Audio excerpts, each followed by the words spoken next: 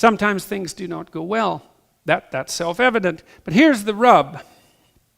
Sometimes when things are not going well, it's precisely that which is most valued that is the cause. Why? It's because the world is revealed through the template of your values. If the world you are seeing is not the world you want, therefore, it's time to examine your values. It's time to rid yourself of your current presuppositions. There's a famous experiment that I've alluded to a couple of times, I believe, in this lecture series, the invisible gorilla experiment. And in the invisible gorilla experiment, there's two teams of players, each with 3 members, one dressed in black and the other dressed in white, and each team is passing a basketball back and forth to the team members and milling about. You see a video of them doing so. They basically fill the video screen, and the white team is passing a basketball to the white team members, and the black team is passing a basketball to the black team members, and your job, as far as the experimenter is concerned, is for you to count the number of times that the black team passes the basketball back and forth. So that's what you do. So now you have an ambition and an aim and a value. And the ambition and the aim and the value, they're all the same thing, and that is to perform well at the task. Now, the thing that's so cool about this, and this is really so cool, it's just unbelievable that this is the case. It's like a complete validation of a certain element of the Buddhist worldview.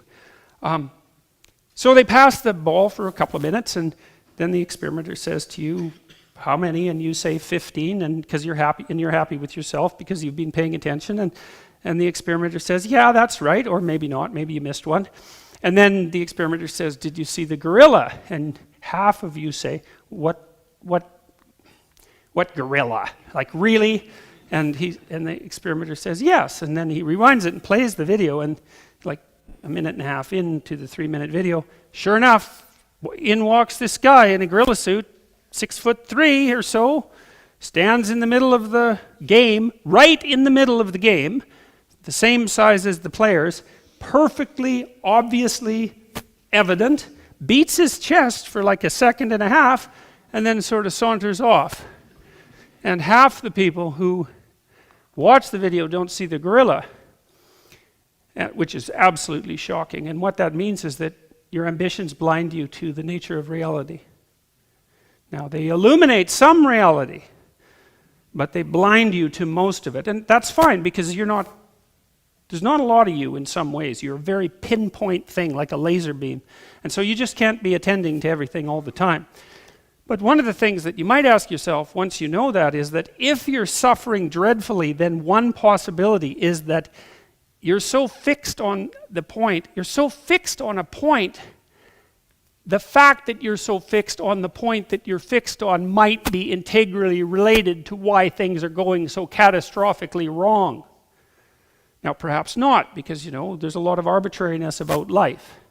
And perhaps you suffer even when you don't deserve to. That seems to happen in the book of Job, for example, because Job is a good guy, and God has a bet with Satan, which seems like another relatively nasty thing to do, to let Satan just torture him, and he does quite nicely, to see if he'll turn against God. And it seems like a rather playground sort of thing for God to engage in. But the point is that even in a document like the Old Testament, there's ample suggestion that sometimes people just get wiped out and hurt, even if they're living good moral lives, aiming properly and all that. There's an arbitrariness in life that's not eradicable. But it's possible that it's what you're clinging to that's hurting you. And it's even possible that it's the thing that you're clinging to the hardest that's hurting you the most. That could easily be someone you love. Like lots of times I see people in therapy and they're miserable for one reason or another. And sometimes it's because they have a very close relationship with a family member, and that just isn't working. The family member, for the sake of simplicity, we'll say, is not really oriented towards helping them have a good life. The family member is instead oriented towards making them as bloody miserable as you can possibly make anyone. And what would you say? Exploiting the bond between family members in order to enable that. And then sometimes The sacrifice that's necessary is either merely distancing yourself from that person, sometimes substantively, and sometimes seriously distancing yourself from them, like we don't talk anymore, ever. And so that's pretty damn rough, and it hurts and all of that, but it's a good example of the fact that sometimes in order to extract yourself from the miserable bit of chaos that you happen to be enmeshed in, you have to let go of what you love best. If the world you are seeing is not the world you want, therefore it's time to examine your values.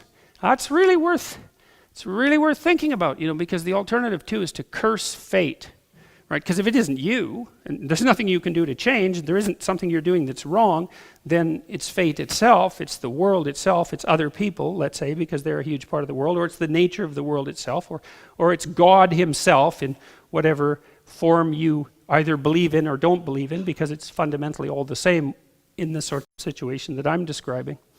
So, and one of the things that's really interesting, and I mentioned this before about the Israelites in the Old Testament, is that they got this right. It's really something, because what happens to the Israelites over and over in the Old Testament is that they get all puffed up about how wonderful they are, and then they make moral errors because they're arrogant, and then God comes along and just cuts them into pieces for like generation after generation, and then they wobble back to their feet, but they always maintain the same attitude, which is, we did something wrong. We did something wrong. It's like an axiom rather than observation, is that if things are not laying themselves out for us as they should be, then we cannot curse God. We have to look to ourselves.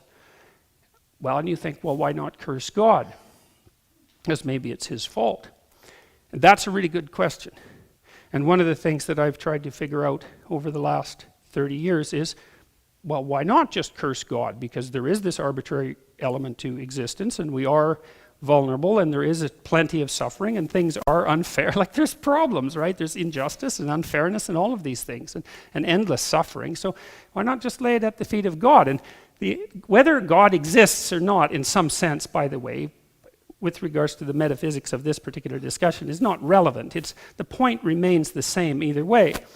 And the answer is, as far as I can tell, that if you refuse to take on the responsibility yourself, and you attempt to lay it at the feet of either society or being itself, then you instantly start to act in a way that makes everything much worse, not only for you, but for everyone else, and maybe even for being itself. And so, no, it's not helpful. Now, if you decide that it's you've got the problem, maybe that's not even true. Like, maybe you are someone who's being tortured by the bet between God and Satan, and like, too bad for you if that happens to be the case.